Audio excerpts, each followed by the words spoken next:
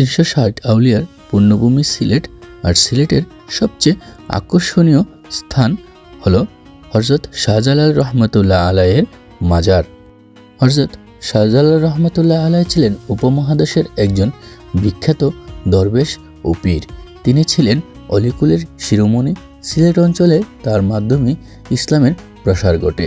সিলেটের প্রথম মুসলমান শেখ বুরহানুদ্দিনের উপর রাজা গৌরগোবিন্দর অত্যাচার এর প্রেক্ষিতে হযরত শাহজালাল রহমতুল্লাহ আলাই তার সফরসঙ্গী 360 আউলিয়া সিলেটের আগমন ইতিহাসের একটি উল্লেখযোগ্য ঘটনা।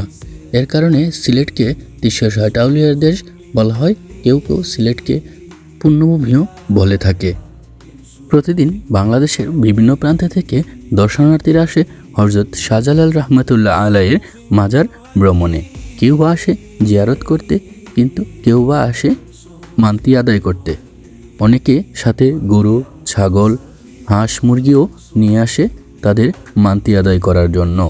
এখানে সারা রাত সারা দিন মানুষ ভরপুর থাকে। শুক্রবার এবং শনিবার আরও বেশি মানুষ আসে এখানে। এখানে হাজার হাজার জালালি কবুতরও আছে। হযরত শাহজালাল রহমতুল্লাহ আলাইয়ের মাজারের প্রধান আকর্ষণ হলো জালালি কবুতর। এখানে প্রতিদিন দর্শনার্থীরা যারা আসেন তারা এই জালালি কবুতরকে খাওয়ায়।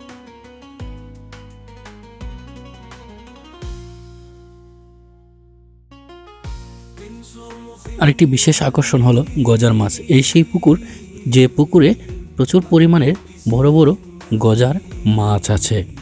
দর্শনার্থীরা যখন মাজার জিয়ারত করতে আসে তখন সবাই এই পুকুরে আসে, এসে দেখে বড় বড় গজার মাছ। এই হলো গজার মাছ। যখন খাবার দেওয়া হয় তখন গজার মাছ কিনারে আসে, এসে খাবার। এটা হলো মাজারে ঢোকার প্রধান ফটক। আসলে মাজারের ভিতরে ভিডিও করা বা ছবি তোলা মানা, তাই আমরা মাজারের ভিতরে যাচ্ছি না। এই চারপাশে আছে প্রচুর কবর, আর এটা হলো রাস্তা যেখানে দিয়ে মানুষ মাজারের ভিতরে প্রবেশ করে।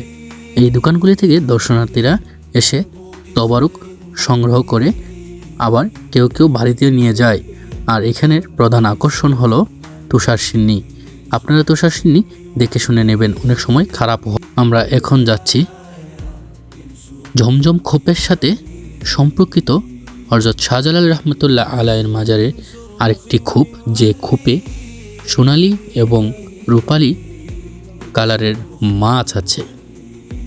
এখানে অনেকে আছে এই মাছকে মনে করে সৌভাগ্যকর্মে দেখতে পায়। এই যে দেখুন, এটা হলো সোনালি মাছ। আমাদের ভাগ্য সুপ্রসন্ন হওয়ায় আমরা দেখতে পেলাম এই সোনালি রঙের মাছটিকে।